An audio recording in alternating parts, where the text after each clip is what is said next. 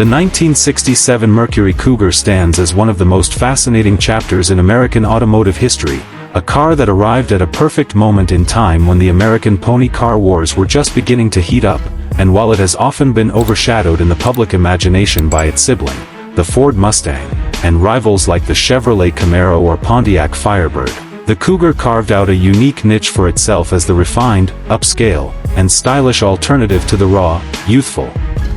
excitement of those other models, and in doing so it became a defining car for Mercury as a brand and a symbol of how a division within the Ford Motor Company could establish its own identity rather than simply offering badge-engineered versions of Ford products. So when we begin to explore the 1967 Cougar, we have to start with the context of its birth, because in the mid-1960s the pony car phenomenon was exploding, sparked by the Mustang's debut in 1964 1/2, a car that captured the imagination of an entire generation with its affordability, sporty styling, and endless customization options. And quickly Ford realized that while the Mustang was wildly successful, Mercury, its slightly more upscale division, lacked something similar to attract younger buyers who wanted sportiness but also expected a touch of refinement and luxury. And so the Cougar project was greenlit, positioned deliberately between the Mustang and the Thunderbird, essentially filling the gap for customers who wanted more space, more comfort, more unique features, and a more sophisticated personality than the Mustang could offer. And when it debuted on September 30, 1966, as a 1967 model, the Cougar made an instant impact on the automotive world with its distinctive design, clever features, and well-judged market placement. And the first thing anyone notices when looking at a 1967 Cougar is the styling, because unlike the Mustang, which had a sportier, almost youthful appearance, the Cougar exuded maturity and elegance. With its long hood, short deck proportions but softened and stretched to give a slightly European Grand Touring feel, highlighted most famously by the hidden headlamps concealed behind vacuum-operated doors that created a sleek, aggressive face when closed, and when the lights were turned on they dramatically revealed themselves, a detail that instantly gave the Cougar a personality unlike any of its competitors. While at the rear, Mercury fitted a full-width taillight panel with sequential turn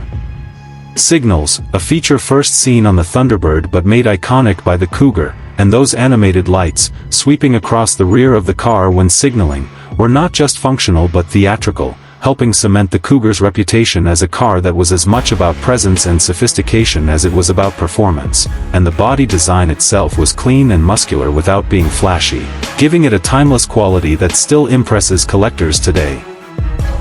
It is clear that this first-generation model set the standard for what a Cougar should be, and although the nameplate would go through many transformations over the decades, shifting into larger personal luxury coupes in the 1970s and eventually into smaller sporty cars in the late 1990s and early 2000s, enthusiasts and collectors almost universally agree that the 1967 and 1968 Cougars represent the purest and most desirable expression of the car's philosophy, because they strike that perfect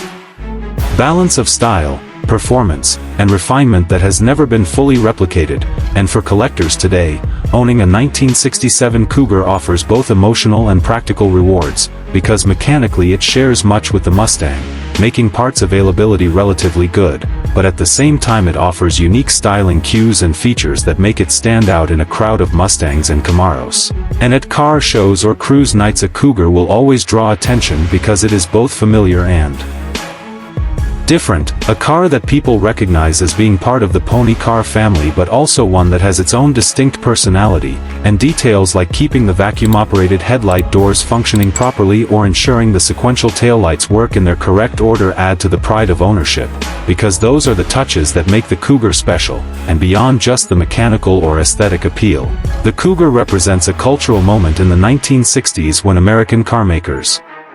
were experimenting with blending performance and luxury in ways that hadn't been done before, and in many ways it anticipated the rise of personal luxury cars that would dominate the 1970s, but with the added bonus of being rooted in the youthful energy of the pony car movement. And this duality is why the Cougar continues to resonate with enthusiasts who see it as not just another muscle car, but as a unique blend of elegance and aggression, a car that could purr or roar depending on how you